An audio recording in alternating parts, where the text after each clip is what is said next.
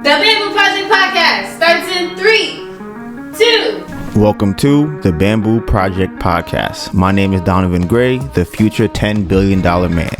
On the way to 10 billion, I decided I'm going to help create 1,000 millionaires, including myself. And not by being a guru or selling a course, but by doing the things I already love to do every day and documenting the journey to get there. I figured I'll make all the mistakes so you don't have to. My name is DonivanGray, and this is how I will turn my life into a living. I'd like to start off by giving a shout out to all the people rocking with us and supporting the channel.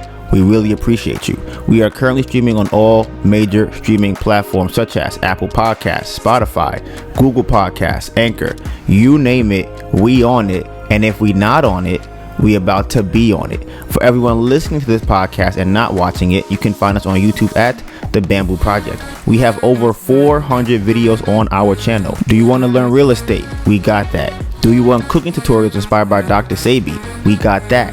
Do you want travel and lifestyle vlogs? Got it. Makeup and hair growth tutorials? Got it. Basketball? Got it. It's everything us. All the parts of the journey that don't make it to YouTube will be on our story. You can find me on Instagram at DonivanGray, DonivanGray, and my phenomenal, beautiful, amazing girlfriend, Anita Burn, ANETABURN. The Bamboo Project is about turning your life into a living by making money off the things you already do every day. We made different playlists for all the things we're into, and you can find all of those links in the description box below. This may be your first time here, and if it is, welcome to the family. But for everyone else, this is chapter 3, page 117. Okay, this podcast has 4 different segments. We have the life update, episode playback, Donovan's questions, and the topic of the day. All video and audio timestamps will be in the description box below. Today's date is June 15th. Wednesday, June 15th, and it is 4:31 p.m. So now, before we get into the life update, for all of everybody that's been here for, a minute, you already know how much I know y'all love it too. The screen time. Okay. So for this week, let's see what we have for the screen time. Oh, for everybody that's new, that don't know. Okay. If I don't take advantage of my phone, then my phone will take advantage of me. So that is why I check my screen time every week. So for last week, it's not bad. I was on my phone for 8 hours and 39 minutes per day. Okay, the week before that, it was 9 hours and 52 minutes. So it went from 9 hours and 52 minutes to 8 hours and 39 minutes. That's about an hour and 14 minutes or something like that. My most used app was YouTube, which was 18 hours and 27 minutes. Then Instagram for 15 hours. Then Google Maps for 9. The highest usage day was Tuesday, which was 10 hours and 21 minutes. And let's see what other stats we got here. I picked up my phone on average 100 times a day. So my total pickup was 700 for the whole week. And my first used app after pickup was YouTube, then Instagram, and then messages. So that was my last week. Okay. So what is your screen time for the week? So last week I spent 7 hours and 8 minutes on my phone. The week before that it was 6 hours and 46 minutes. So I'm pretty much up 20 minutes. Mm-hmm. It seems like for the last couple of weeks I've been floating around 50 hours a week, which is 2 whole days, which is kind of crazy. But my most used app is Google Maps for 11 hours, mm-hmm. Then TikTok for 10 hours, and then Instagram for 10 hours. Mm-hmm. My amount of pickups is 152, and yeah, my total amount of pickups is 1,065. I don't think I've ever seen 1,000. That's a lot. Coming from 1,000 times. That's a lot of times. It's up 11% from last week. That's a lot of times. What's your first use app? Messages? My first use app is Yeah, this week is messages, but the past 2 weeks it was Instagram. Wow. How many notifications do you have from messages? Is there a top notification app? 100. Instagram is my top Notification? I can see that. and then messages like so. Instagram is 179, Mm-hmm. and then messages 151. Okay. Oh, that's interesting. So I'm pretty much picking my phone every time I get a message or every time I get a notification. Yeah. I think it's crazy how much time how much time I have taken away by other things. And looking at my screen time for the week puts into more perspective. And this could be my conspiracy theory, y'all could take it how y'all want, but I do feel like there is an agenda to take away as much time from people as possible so that the people who are in charge of things can keep being in charge of things. And the reason I say that is because if we look at how much time we actually have to complete the goals that we actually want to complete, they are minimized and reduced so much throughout the day by so many different things. So in a week, there's 168 hours. So let's say that I sleep 6 hours, about 6 hours a day, right? That's between 6 and 7. But I'm gonna go about 6, right? So we got 6. What? Should go 7. Oh, okay. 7 times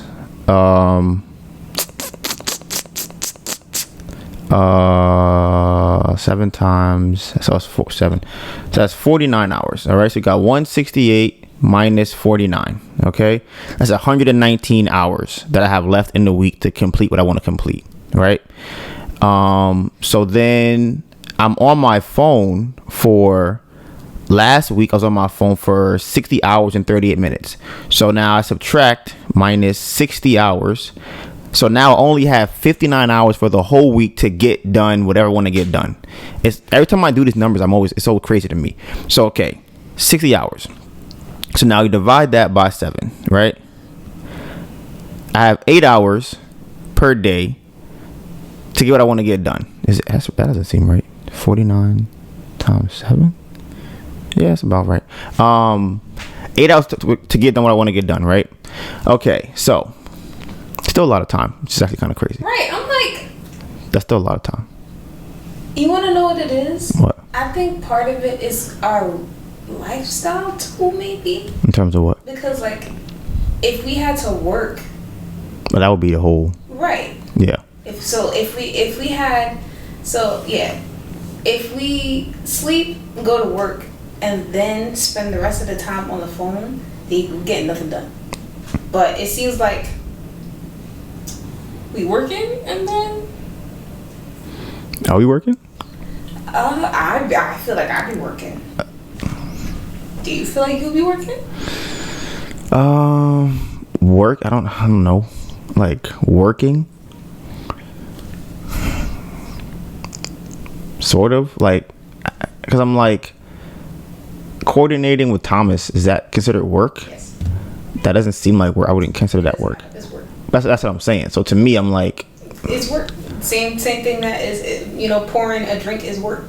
Right. That's why I'm like. So then I guess I'm working. To me, I don't consider that work, but that is part of the work. And then calling, about finances as far as what our credit cards are at, and what else are we doing? I guess I'll be editing a podcast, editing a basketball video. But so we have 8 hours, and that's our life. Okay. I try to speak about myself more so that when people hear it, they put themselves in that position as opposed to me telling them what to do. Right. So, as I said, I'll continue talking about me personally.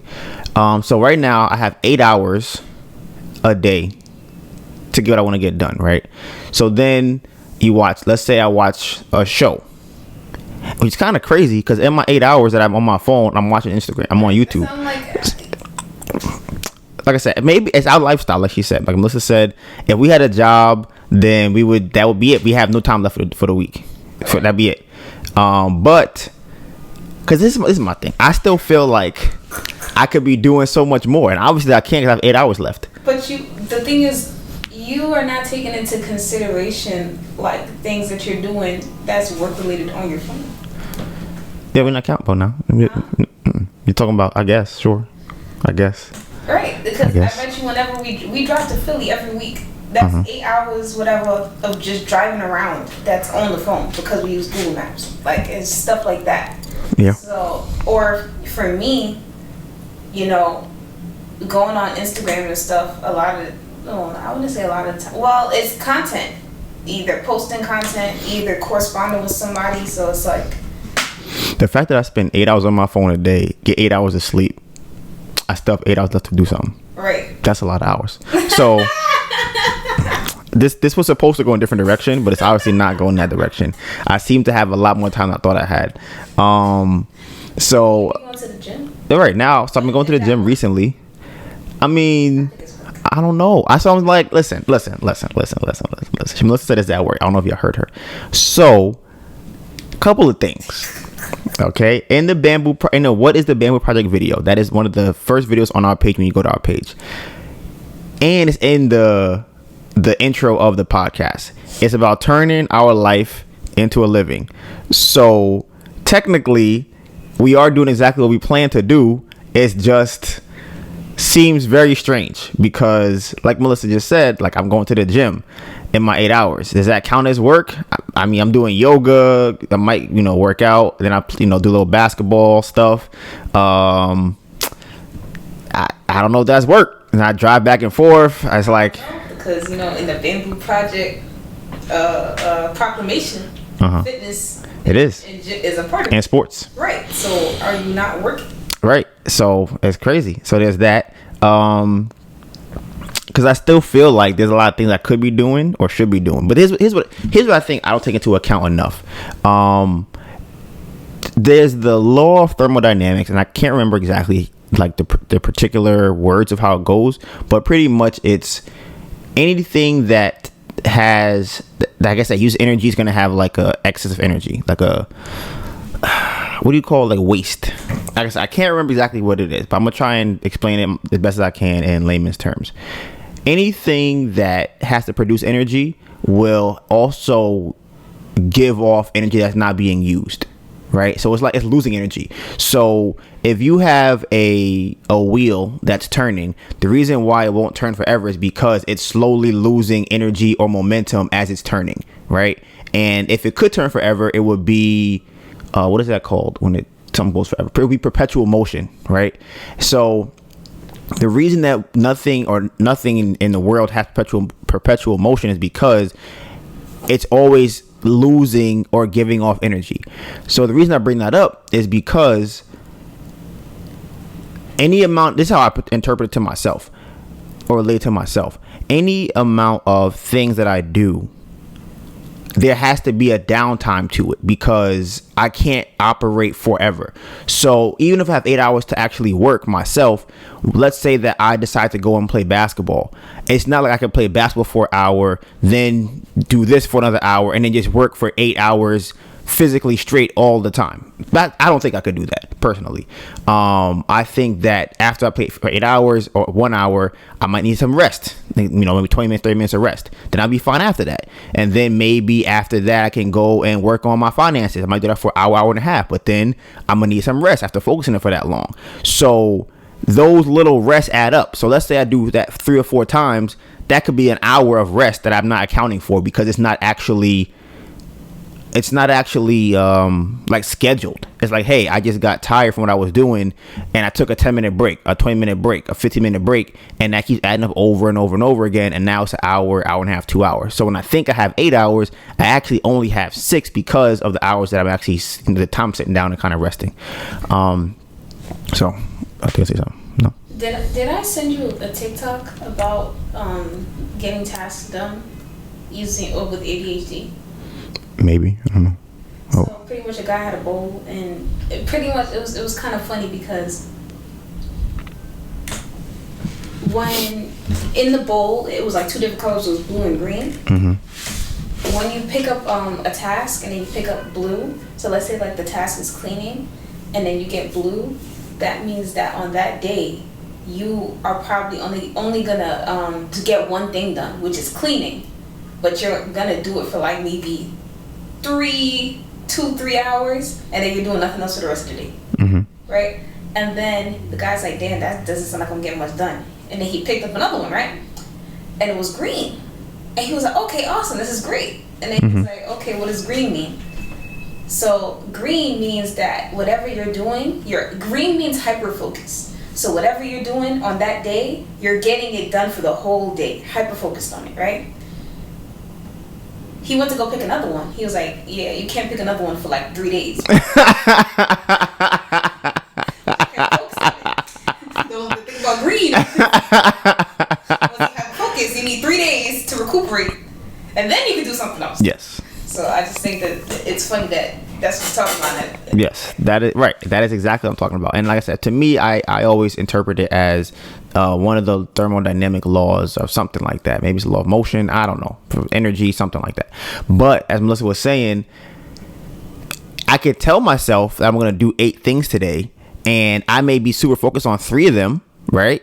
And be like, okay, I really focused on these 3 things, but the rest of the thing I'm not going to get done. Or I can get the whole list done and not work for the next 3 days. So it's like, how do I manage doing all the things on the list? And honestly, Melissa and I were talking about this the other day. I was on the toilet and she had called me, and I was trying to figure out how do we structure what are the most important tasks to do, because it's like a formula, trying to figure out what is the most important task, how much energy does it require, and then kind of doing that formula for each task underneath it, right? And then also going, okay, once I do this task, is it a repeatable task that has to come again the next day? So for example, like cleaning, right? Cleaning doesn't require that much work on a daily basis, but it requires a lot of work if it's not done on a daily basis. So if we clean, let's say that we don't clean for a week, on the 8th day, it will take hours to clean. So that means that anything else on that day is not going to get done, because we're going to be cleaning and then we're going to be tired and I won't do anything. So it's like, okay, we could also each single day clean up a little bit, right? Which is also it's a smart idea. But then how many of those small tasks do we do every day? So do we clean the whole house every day? Do we clean just the kitchen counter every day? Do we clean just the bathroom every day? Do we clean just the floor every day? And here's the thing, that's only one thing that needs to be done every single day, because for the finance spreadsheet that I made, I have it where I'm supposed to input each transaction I have for the day. So that is another thing I have to kind of keep in mind for every single day, right? So now, if I have all these little small tasks throughout the day, the larger tasks don't get done because all these little small tasks. So now it's like, okay, how messy do I let it get by doing the bigger task and then coming? It's like a balancing act. How much mess do I let happen before coming in while doing these big things? And that's my brain be doing all the time, trying to figure out, okay, how do I structure these things so that it's a smooth process and that it works? And so like I said, thinking about doing a podcast, if I got to edit the podcast video, if I got to edit the basketball video, I got to drive to the gym. I'm like, okay, I need to be exercise, but should I play basketball every single day? Probably not. But if I work out at the gym, I might be sore for 3 days later. Now I can't do nothing else. I can't move. So it's just how my brain works, trying to figure this out. And like I think when we finally move and I have time to sit down in a clean environment that's like very just like a spacious and organized, I can sit down and go, okay, here is how the structure should be. Here's the best plan of action for it. As of right now, I'm not there. So, but enough of that. I wanted to update you guys with what's going on in our life. So first things first, you already know the house in Philadelphia, man. It is finally coming together. Okay. Last video I said the house is about 99% done, which it is. If there's higher 99, I guess 99.8765 is where we at right now, because today we had countertops put on, right? So now I don't know if we said we bought them last week in the podcast. We probably didn't buy them yet. Maybe, I don't know if we even decided to, but we went with butcher block countertops. I'll put a picture up, or you guys can Google it. Honestly, I'll put up the picture of our kitchen. You can see the butcher block countertop. What kind of rhymes? So it's just like wood, pretty much. Think of that on top of the counter. It's way cheaper than quartz, way cheaper than granite, a little bit more expensive than Formica, but I think it was worth it. I do like the way it looks. Personally, for me, I think that I will put that in every single house that I flip, because why not? Like, especially non-high-end flips. Like, if it's an average flip, I think I would definitely put in butcher block countertop. I think I'll definitely do that because it looks nice. They have different styles, different colors. I think depending on how you match it with the room, it can look really good. And again, it's not that expensive. You got $4,000. We spent $700 on it. Our kitchen is fairly large in terms of counter space. And then shout out to the Keith, the family friend contractor.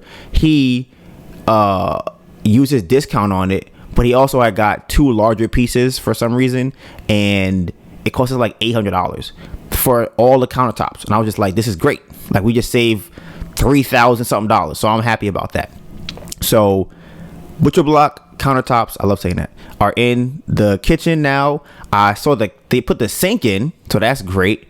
And honestly, the plumber is supposed to be there at 4:30. Now, I don't think he went inside yet. And you want to know how I know that? Here's how I know. Because, shout out to my guy, Tori, again, Tori the GOAT. He had suggested that we get a security system, right? So we ended up going with ADT. So right now, the house has ADT security on it. Now, personally, again, same thing with the butcher block countertop. I feel as though every house I do in the future should have a security system on it, because for especially ADT, it seems cheap. So here's how the price kind of breaks down. They have an installment plan, right? You pretty much pay for the equipment, and I guess maybe you pay like a little bit of service for it throughout the time that you have it. We are paying $50 a month for this.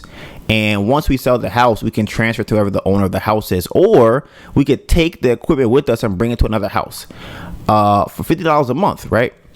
So what we got for our security system is this. We have motion detectors in the house. There are motion sensors on the doors. There are sensors on the windows, and there's 2 sensors on the window. One if they open, and one if somebody shatters it. At the back door, the left window in the basement, the right window in the basement, the front door, living room window. We got the motion detector. We got the basement window if you shatter it on the right and the left, and the living room window if you shatter it. So it's just like, it's great. Now, the only thing I did want that we didn't get were cameras. The reason that is because I guess some supply chain issue. We could not get cameras on the exterior, which is like, it's whatever. I did want that because I feel like it adds a nice touch of whoever buys the house. But they said they were not going to have those until probably in July. So if I really do want them, I can come back and get them then. And as far as inside the house, you need Wi-Fi for indoor cameras. So we couldn't get any cameras for that. But I think it's great because for ADT, they have 2 different things I really like. They have a smoke detector, which if it is alerted, then it actually calls the fire department, right? And then they also have the alarm system that calls the police.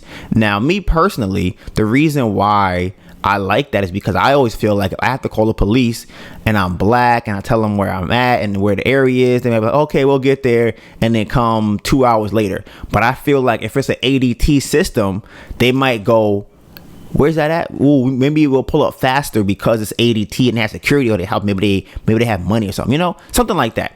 So I just like that they have that connected directly to them. And one more thing.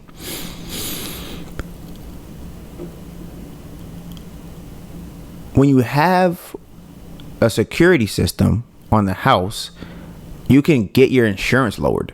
So I think that's crazy, because the amount of money that we might get the insurance lowered may be the same cost that it is to have the actual security system. And that's kind of crazy, because so technically we'll be getting it for free, right? It's crazy. So always get in security system. So that's in there now. Right now the plumber should be going in there to put in the toilets and probably the faucets and the we didn't get a faucet for the kitchen. So we did go to the house last weekend. Now there are some issues that I have. Y'all saw that the house was painted. I don't like it. Okay, there's 2 reasons, maybe 3 reasons why I don't like it. I feel as though they just painted over what was there, and you could, when you're in front of the house, you could see it. Like, you could see all of the imperfections underneath the paint. Like, think of a girl wearing makeup and her skin is terrible. Like, that's what the house looks like. Like, you want a smooth face under the makeup so the makeup looks better. You know, I know these things. I know. So that's what it's supposed to look like. But it's a lot of bumps and cracks and this and unlayered and this stuff like that. I'm like, this doesn't look good. So there's that. Then on one part of the house, as y'all saw before, the house used to be red. I can still kind of see a little bit of red on part of the house. So I'm like, I feel like y'all should have found a way to do this. Maybe they're not done. Maybe they have to come back and paint it again, hopefully, because that would be crazy. Then they also got paint on the house next door. That's kind of sloppy. Not really feeling that. And then as I was going inside the house, you can see it's okay. Let's how can I put this? It's not an indentation. What would you call whatever the opposite of an indentation would be? Something that's protruding out, right? It's probably protruded by like an inch, and it's just part of the house, the exterior facade. Now, where that protrusion is from the house is like maybe a half inch. You could see a gap in terms of where it's not painted. It's just a open space, and I'm like, why would you not paint? Like, it looks like you just painted over the protrusion and then painted up underneath it, but didn't get in the middle of where that crack would be, where the 2 pieces meet. But I don't like the way that looks. I'll probably post a picture of it. I don't have a picture now, but I'll probably take one or a video at some point and put on my Instagram that I don't like. So that's where that is. The basement, there's a water issue in the basement. I don't know what the plan is for that, because we had somebody go out there to take care of it. I don't know if they did. I feel like when we walked in the house that day, I actually smelled the basement, and that was probably the first time I smelled the basement coming into the front door of the house. Was not really a fan of that.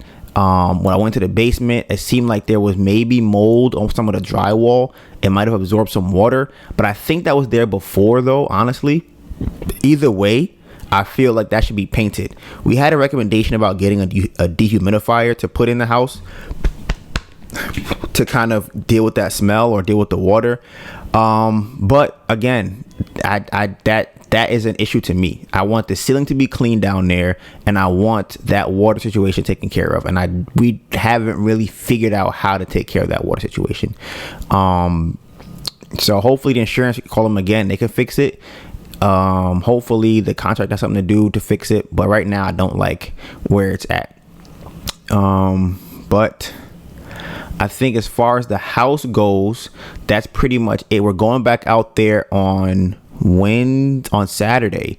Honestly, we might bring the fridge to the house. That's gonna be a whole thing. Yeah, that's gonna be kind of crazy getting that, because we have to rent a truck for that. The dishwasher is we dropped off a dishwasher that day on Saturday. So dishwasher is there, the fridge is there.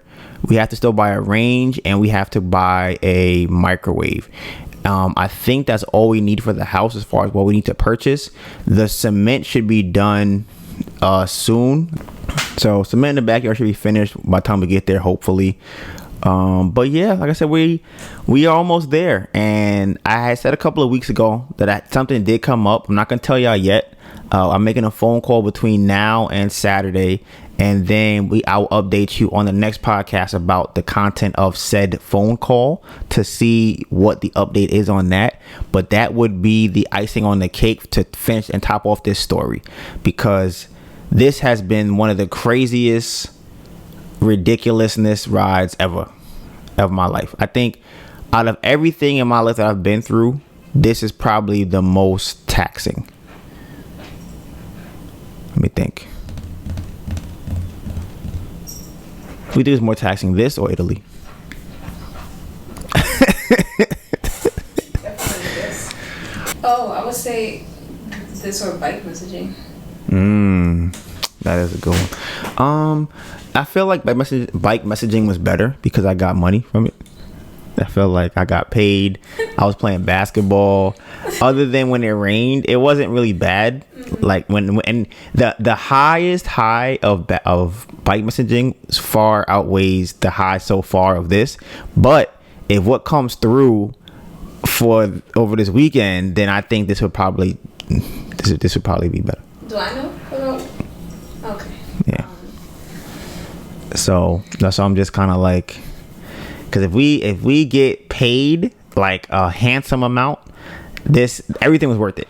Like if we get a check and we get to put 50K in our account or 60K, if we put anything over 30K in our account, anything over I would say 20 is nice. Anything over 30K, I feel like it was a win. It was a win. It's a win for me because technically we may have still lost money to some degree, right? Because if you want to count all expenses from now, as far as like interest every single month, I think at 30K we probably would be negative. But if we get to 50 or 60K, we made money. And I'm gonna be like, yo, this is crazy. Like damn, like we really made money after all of this. Shit crazy. So, whatever. But I think as far as the house goes, that is the extent of the house. Now on to the next life update. I have been going to the gym. Okay. Been doing a little bit of basketball and a little shooting around, I haven't really hit the weights that hard. I did a little bit. And when I say a little bit, I did 2 exercises. I did like what are they called? Like deadlifts. I did like deadlifts, but I did it with 30 pounds dumbbells, and then I did like leg raises for my core, because what I've noticed, what I'm trying to work on is stretching out my legs, and I feel like my core is not very strong, and I think I feel it in my back and in my stomach. So I'm just slowly trying to test to see where I'm at. I'm getting back into it. We're not there yet. However, what I have been taking pretty serious, if y'all see on my Instagram, is yoga. Now today, man, listen, I be trying my hardest to do these exercises. I be trying these stretches, and I be there. I be with her until she add 2 more on the top. I be like, yo, you ODing. So okay, there was 2 today that had me fucked up. The second one, it's gonna be tough trying to remember it, but the first one, I'm like, yo, she's ODing. Here's the first one, babe. And I'm curious if you could do this one. I feel like this one might be hard for you, but I don't know. So everybody listening, for all the women out there, y'all are probably very flexible, because y'all have men and they want you to be flexible. So that comes with the territory. You said what? Whatever. That's it. Listen, that's part of it. I had one girl. Yeah, that's what you think. You think being put in back shots is it's a yoga position, and so is the legs up and all of the other ones. That's all yoga positions, okay? So I remember I had one girl. I'll never forget. Her legs could not go at all to the side. I was like, I'm so turned off. Like I remember pushing her legs to the side. I was holding them, and they kept snapping back against my shoulders. And I'm like, oh, this is terrible. Like this is really bad. Like it was the amount of space between her legs was so tight. I had to squeeze my shoulders together to get in there. Like that's how tight that was. That's crazy. Like that's a small amount of space. Like that's crazy. But anyways, here's the yoga stretch that we did that had me fucked up. So my kryptonite and my Achilles heel is sitting Indian style, which is with your legs crossed, right? Fucks me up every time. Getting better at it, but fucks me up. So this time she said, what we're gonna do is we're gonna sit Indian style. I said, okay, I'm getting there. She said, then you're gonna put your hands behind your back. I said, okay. She said, then you're gonna cross your fingers. I said, okay. He said, you're gonna pull your shoulders back. I'm like, okay, this is getting a little bit harder, but I can still do this. She said, then you're gonna put your You're gonna put your arms parallel with your shoulders, right? Then she said, put your head on the floor in front of you. I was like, I'm like, you wanna try it? Yeah, go ahead. You can try it. I don't. All right, you try in the bed. Let's see if you can do it. All right, so here we go. Let's gonna try it. Okay. You got to sit further back. Sit further back. Yeah, you got to sit further back. Trust me. You're right there. It's probably good. Okay. All right. So now, you gotta put your arm behind your back. You gotta lock your fingers together, like this. Right. Interlock them, and then put them straight out. Right. Now make them parallel with your shoulders. Right. Now make your head touch this. Damn, that's crazy. Couldn't do that shit. Had me fucked up. But I was fucked up in there. But at the end of the day, yoga is a crazy thing. Shout out to all the women in there that would be putting me to shame every single week and every day I go in there. I actually getting more flexible though, which is kind of crazy. My hamstrings are definitely more flexible. My hips I don't know if they like being stretched. They don't like that at all. They just what? I know your hips stiff. Right. I'm be dancing. Work on your hips today. So obviously my hips are stiffer than I thought because those exercises are the ones that really be having me fucked up. And honestly, anything with my groin, which I am now realizing might be part of my hip, is what be fucking me up the most when it comes to stretching. So for all the guys out there, y'all probably have good hips. Shout out to y'all. But me, I'm not one of those guys. So I'm getting better at yoga. One day they're gonna see me doing poses like, oh my god, I remember when he was that was me, stiff. So yes, Melissa has also been going to the gym. How has your experience been at the gym so far, Melissa? Every time I sneeze, my stomach hurts. Oh, she's been doing core and her shit is fucked up. Her whole stomach is in shambles. Sneezing, laughing. Can't do that. I haven't coughed, but I'm pretty sure that would hurt. Last week I think I did back. I did back. I went to the gym 3 times. So I did biceps, triceps before. I did back before. I think on my second day. And then the last time I went, I did core. So the thing that I want to focus on next time I go to the gym is my legs. Okay. Yeah, I have not been serious in the weight room yet. I've mostly been kind of getting cardio with basketball, and also not only cardio, but because I love basketball, I go to the gym to do workouts and then I end up playing basketball for 3 hours. So it's like, a balancing act. But I do want to start, putting on some muscle because when I was in there doing curls, what was I doing? I was doing a Romanian deadlift. I remember looking at my arms, and my arms are big-ish, and I can see my triceps more now. But I think it's funny because I've never really seen my arms with fat like this, so it's weird. Like my arms are as big as they were before, but before they were muscular. So when I would lift something, all my muscles would kind of pop out through my arms. But now it's like maybe only my tricep, and I just see a lot of like fat on top. So that's an interesting thing to look at. But we get in there, slow and steady is what I'm thinking about. I'm not trying to rush into it. I'm just getting back in shape, and my most important thing I'm working on is flexibility. But as far as the house in Philly goes, right?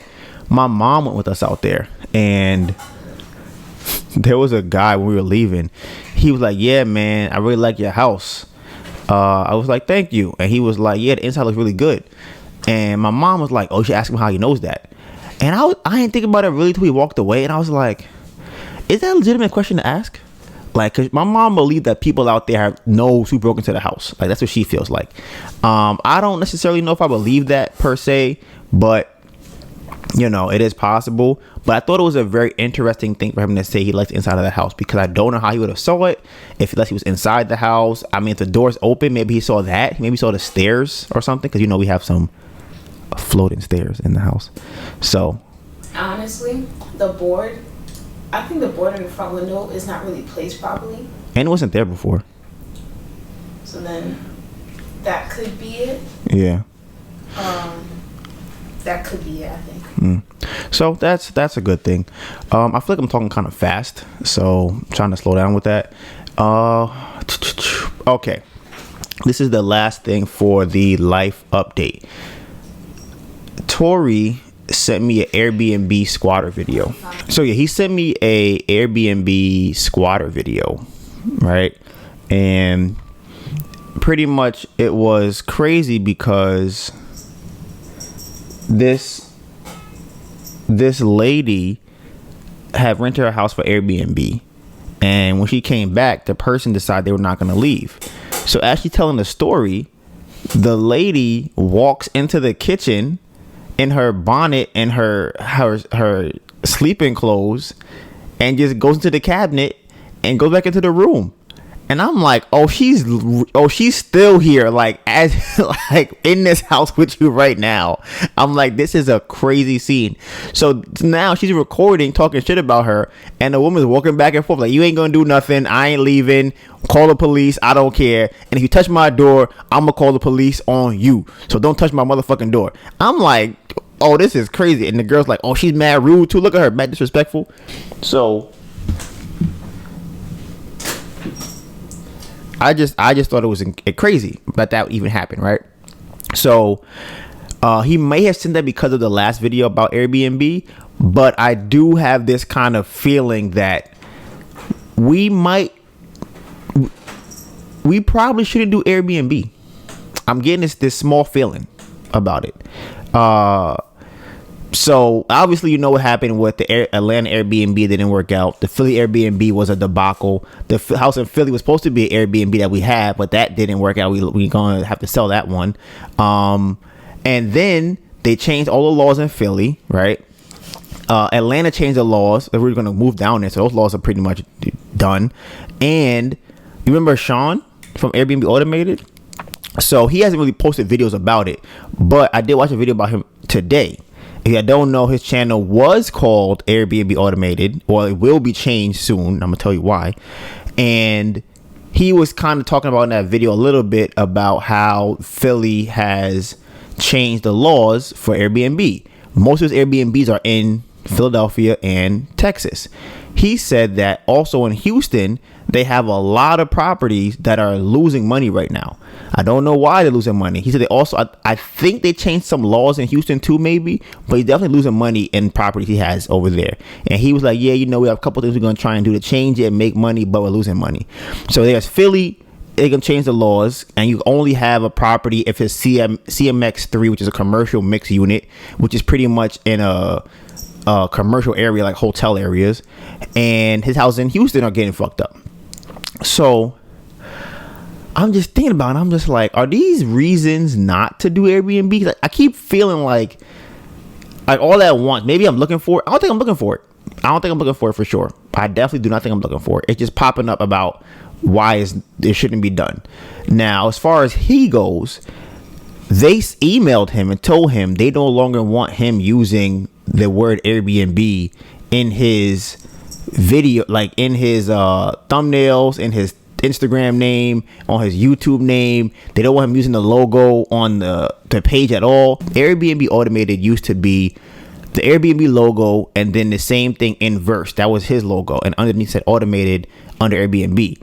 So now when I watched the video last time, he had an X through the Airbnb logo. It just said automated, right? So I'm like, damn, that's crazy.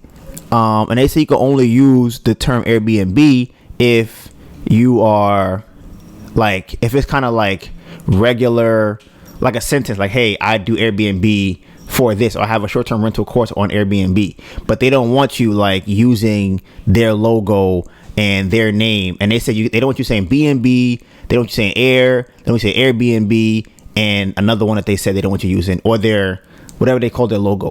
What happens if you use it? Like, I don't understand. They probably could sue you. For what? Making money off their logo. So they're talking about thumbnails and titles? They talking about him specifically.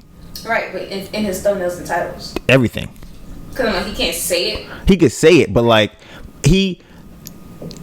they don't want a confusion. Brand on it. Yeah, they don't want a confusion of people thinking that he's associated with Airbnb. Mm-hmm. So that's what they want him to change the Instagram, all of the stuff.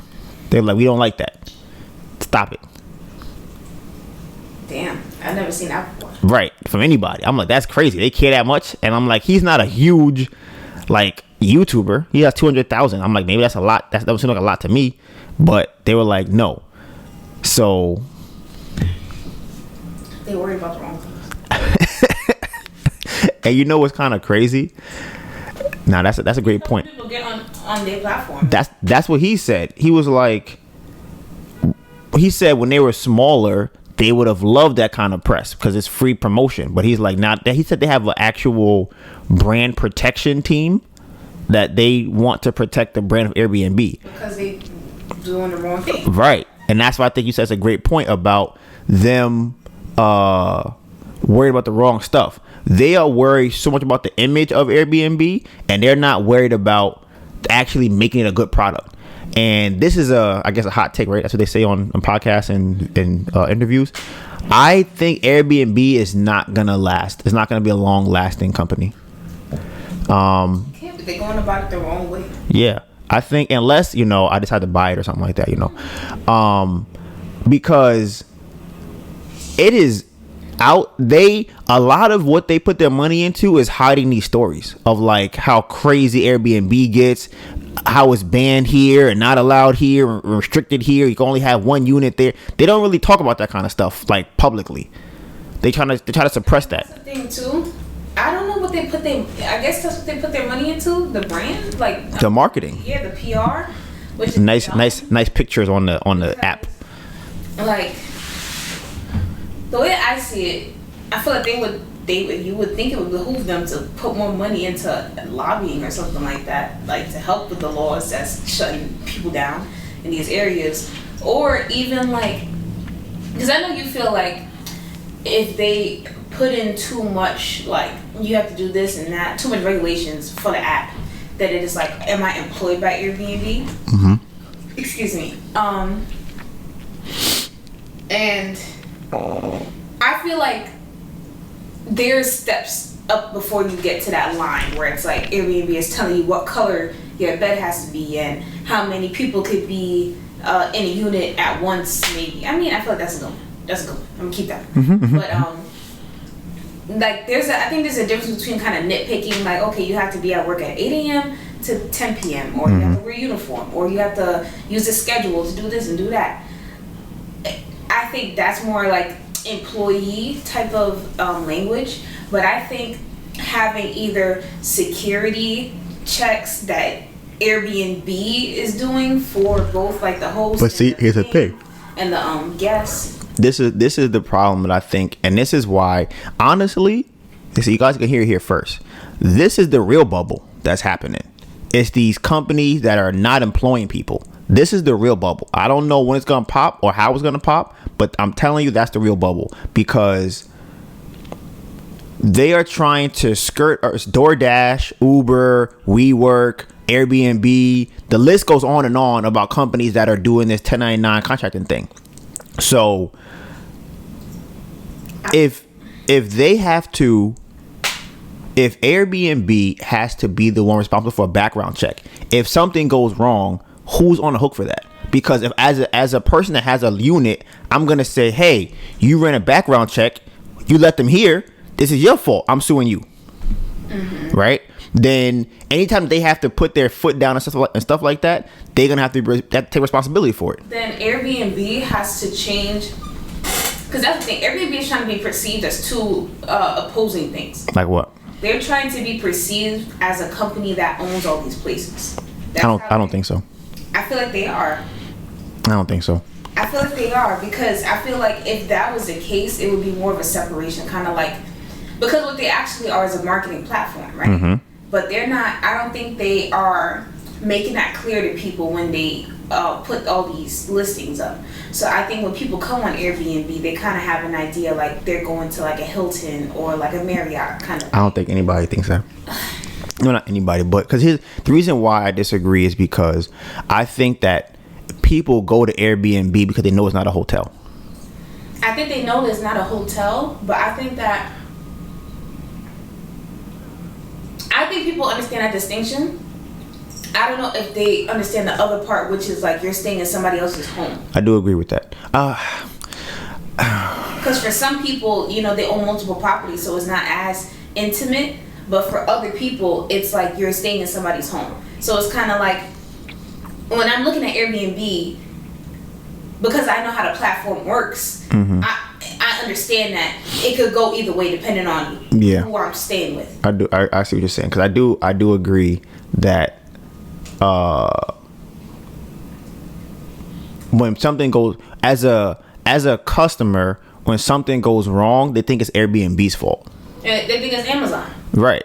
They're like, yo, why did Airbnb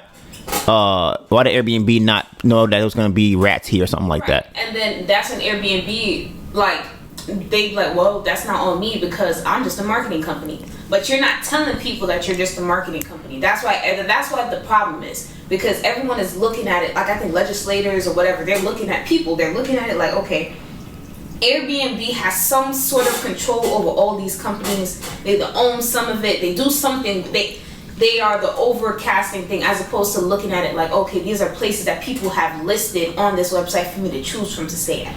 Yeah, and I think what comes with that, and this all comes a part of marketing.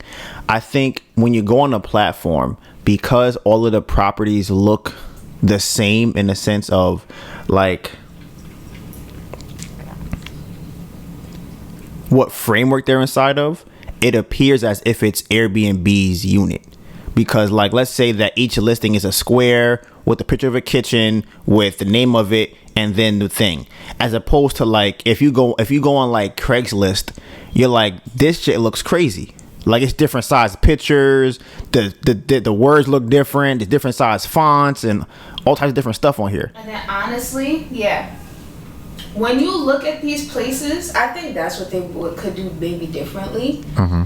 They don't have any names or pictures associated of the person that owns it associated with these images. That's the thing. But people avoid that on purpose. People who put it up there because, like, they go, hey, I'm black, I own this, I don't nobody know about this. Sure, that's true.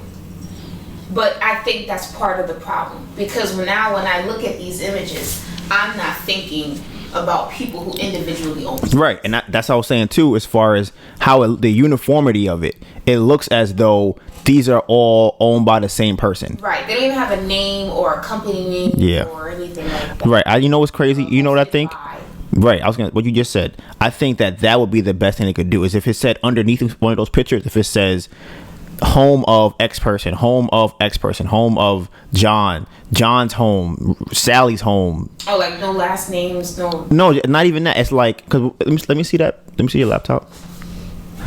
Okay, so it says Osage Beach, Missouri, 1,007 miles away, October 10th to the 15th, $813 a night, 5 stars. It should say underneath $813 a night, John's house. Whatever name you have as your account name, it should be right here also. Yeah. So that, like you said, like I can tell, okay, who the hell is John? Because you can look at it like, who the fuck is John? Oh, this is actually John's house. This is Sally's house. This is Tyrone's house. Like, oh, okay. If I've never used Airbnb before, because when you click on it, you know, obviously it tells you who owns it, but I think it's all the way at the bottom. But either way, like, going through it, you'll understand that. But if I'm just showing up on the website just like as is, I'm just gonna think like, oh, okay. Honestly, I would probably think that they're the corresponding person, not even the person that owns it. But looking at that page makes me feel like, okay, this is all owned by Airbnb. Right. I would think that the person was hired by Airbnb, like they work with Airbnb. Like a Zillow agent. I said, I just think that is crazy as far as what's going to happen in the future. I do believe that at some point Airbnb is going to lose to either a competitor or the market is going to shift, because I just, same way how Uber is kind of like bullshit now, I think Airbnb came after Uber in terms of how big it got, and I think it's going to be very similar. I just don't know how it's going to happen, but it could be these laws. The same thing that stifled Uber was a lot of the laws, and then the people that they hired, because it's the same process.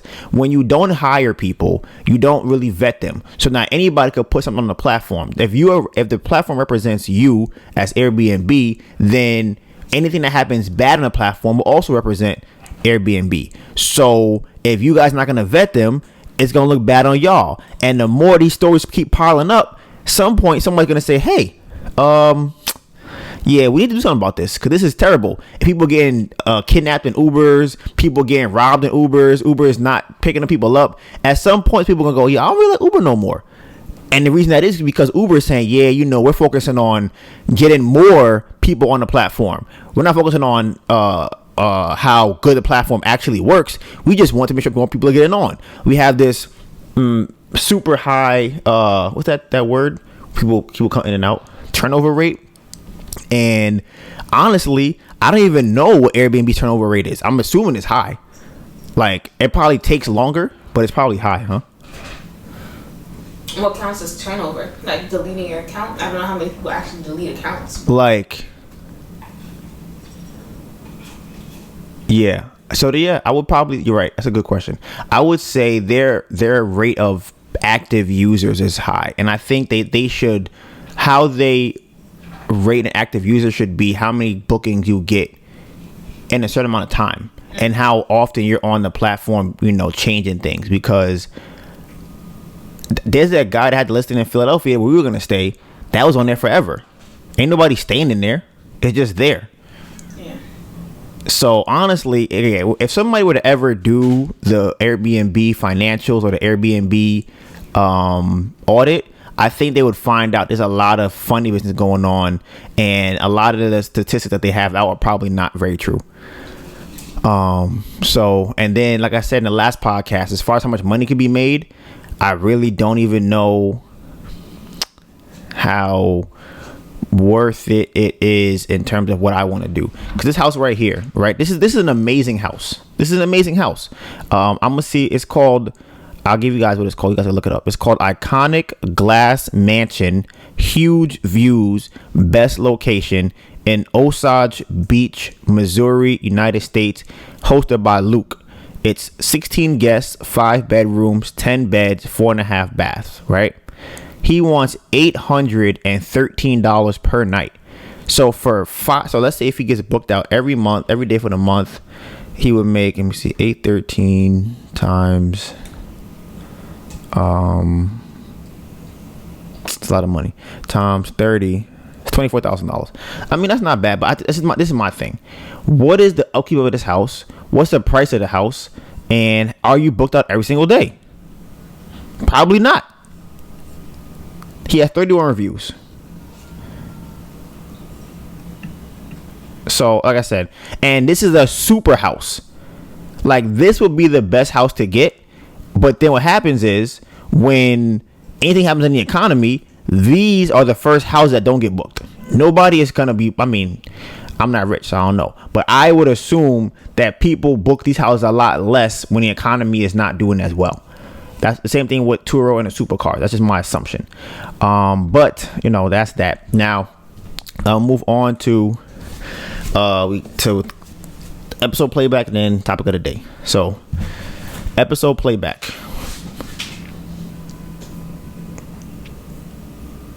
Oh, actually, one more thing. So, before I get to that life update, Melissa is dropping an EP this year. Okay? So, music will be coming out this year. She has a song from maybe a year or two ago, which we might have played at some point. Maybe I heard it way back in the podcast. That's one of my favorite songs that she's made. This new one she just did with somebody, Darius. His artist name is It's Pico. What is it? It's Pico? It's Pico. It's Pico. That song I like also. Here's how I know I like a song from Melissa. When I be walking around the house, kind of be in my head like, I'll be like, oh shit, that should be in my head. Shit stuck in my head. That shit fire. So both of the songs were like that. Whenever I hear them, that happens. So I want to play a snippet of it on here. I'm gonna try and figure out if there's gonna be any copyright, anything like that. If it's not, I'll try and put it on here. I can hear. Playing no games. I saw you this way. You looked at me like that. It was a shame. I thought you knew me better, or so you claimed. Or so you claimed. Now when you see me in at least the intro of it, you know, we're gonna drop by the end of the year. It's gonna be 7 songs on there, right? 8 songs, 10 songs, okay. 7. Anything you want to say about your EP that's coming? I I'm excited. I'm super excited. I pretty much have 2 songs at this point. So, and I think I started working on it last week. So it's gonna be. I'm hoping for it to be done by my birthday. So shout out to that. Y'all gonna see that coming out. And just Tori texted me and said that the Federal Reserve raised interest rates by 0.75%, which is the most since 1994, amid effort to slow inflation. So, like I said, guys, we are literally on the cusp of this house, and we are trying to get out as soon as we can. So we're trying to get done and clean our hands with this. Now, episode playback. Last week, I think I did lack energy. I think I have more energy today. However, I think it's with more energy, I speak faster.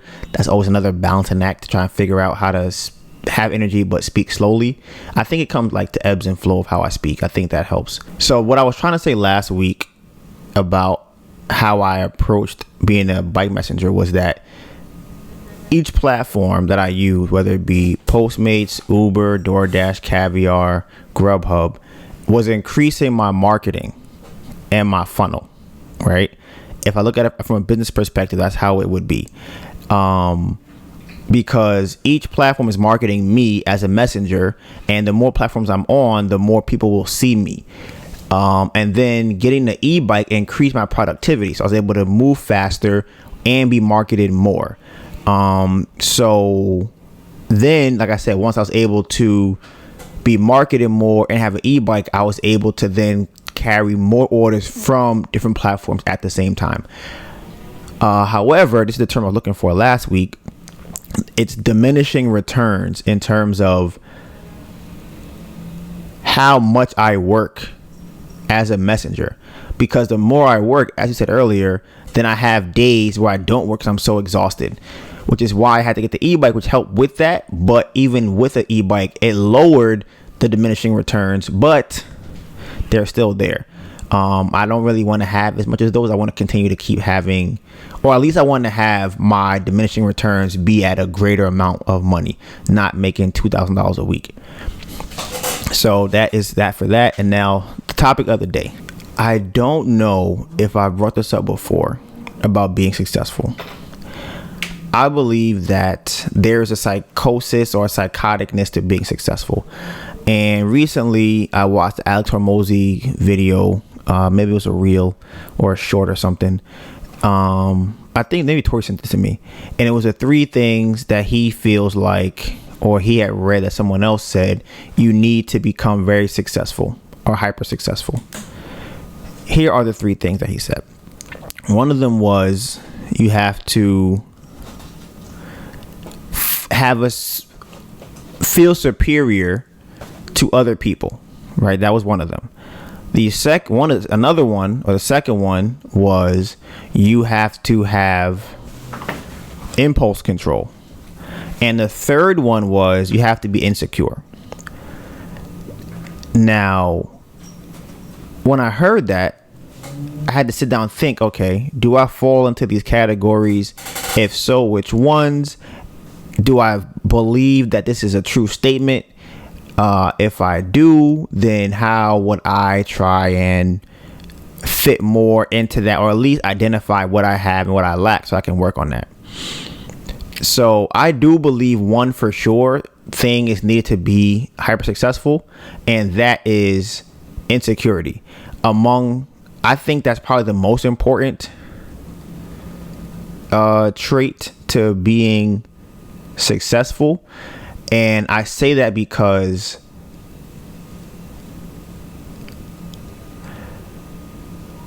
wanting to prove that you are, I mean, that's kind of crazy, but wanting to prove that, or wanting to be validated, I believe comes from insecurity. And I think that wanting to be validated means that you're going to do more work. I think that means that a person will go the extra mile because they have this inner drive to be validated for being good at something. So the majority of my life, I have tried to suppress that feeling of being insecure or seeking validation. And as I know, I have talked about this before, I think that has been done to my detriment, because I think that with that insecurity comes a certain level of drive that I tend to not have. So Melissa and I got to talking about it, and we tried to figure out, okay, what things do we feel like we have? Which ones can we work on? So out of the three, the two that I feel like I have are the superiority feeling. I feel like I'm great. I feel like I'm an amazing, phenomenal person at like majority of stuff, and better than most. That's how I feel. And I also have impulse control, which is something I worked on, because I was able to suppress a lot of those impulses that I have. So I don't really get riled up about things. I'm usually very relaxed and calm and just kind of just carefree. That's kind of personality. And that's because whenever I get a feeling, I suppress it immediately. And then I try to calculate why I'm feeling that way. I try to calculate how can I change it? What's causing me to feel that way? And I just kind of go deep into thought about where that's coming from. And that helps to control the impulse of making a decision, right? Now, when Melissa and I talked about it, her two were the superiority and the insecurity, but she lacked the impulse control. So we thought that was kind of funny, because like, okay, we both definitely feel like we're amazing, right? She hears somebody music, she's like, yeah, I can do better than that. I see someone doing business, I'm like, yeah, I can do better than that. I see someone playing basketball, I'm like, yeah, I can definitely do better than that. With most things, I feel like, yeah, I can do it better than that person. And what? Right. That's right. So now, like I said, Melissa's thing was insecurity. She seeks validation, and from that, I feel like she has an internal push or drive, and it's not even a conscious drive. It's more of a what's the word I'm looking for? Physiological drive, honestly, where it's almost like she feels super uncomfortable to not be validated by doing the thing that will make her more successful, if that makes sense. So an example, let me think of an example. Let me think of an example of that from Melissa. Let me see. I was gonna go with the one with the heels, but I don't know if that's one. So okay, I think this is a good example. This is my example. So there was a time that Melissa had saw this video on Instagram, right? And it was some girl doing some type of limbo with heels on or something like that, right? And Melissa at the superiority part came in. She's like, yeah, I could definitely do that too. I could do that for sure. And like, I'm like, all right, cool, that's fine. Like, whatever. But then the validation part came in, which had to prove that she could do that. Now me, I'm not doing that. I'm gonna be like, I could do it. I know I could do it. I'm not gonna show you. I don't have to prove to you I could do it. I know I could do it. But Melissa, on the other hand, is like, no. I want you to know I could do it. So I'm gonna show you I could do it. Right? I don't have that. And I personally think that it's a physiological response that she has, where it's like she just feels uncomfortable to not do it. On my part, and we talked about this before, I feel uncomfortable trying to show that. Right? Same thing with the car scenario from a couple of weeks ago. I feel uncomfortable trying to show that I can get to the car to get my parking spot. If y'all know, y'all know. But Melissa, on the other hand, would sprint down the block to get the parking spot. I'm not going to do that. Right? So, from this conversation, it made me think. I'm like, okay, how could I add more of that into my diet? Right? And the more we talked about it, I started feeling like it's not an insecurity. I think that is one of the problems with how I perceive Melissa and how I perceived seeking validation. So that was one of the reasons why I was not doing those things. And I think that it's less of a insecurity and more of a pridefulness as opposed to insecurity, right? And it's the pride of showing, of being proud that I did this thing. So, and proving that the thing can be done. So once I kind of switched that framework in my head of it's not seeking validation. It's being prideful about what you know you could do. It kind of helped me to just change my mindset on how I approached different scenarios. One scenario in particular is at the gym playing basketball, right? So I know that I am usually the best player in most gyms that I go to. A lot of the gyms that I go to, right? But I don't usually say anything. I just kind of just chill or whatever. I just play to play or whatever the case might be, right? But I'm like, there have been times in my past where I'm like, you know what? I feel like being on my bullshit today. So I'm gonna be wilding. And I don't do it often, but I'm like, you know what? I should probably do that more often, because I should take pride in doing what I know I'm good at and showing other people that, to let them know, listen, I am better than you at this thing. And I think personally, maybe it's a generational thing. I feel like this generation is a little bit more they want to be humble to a fault. So that's another topic for another day.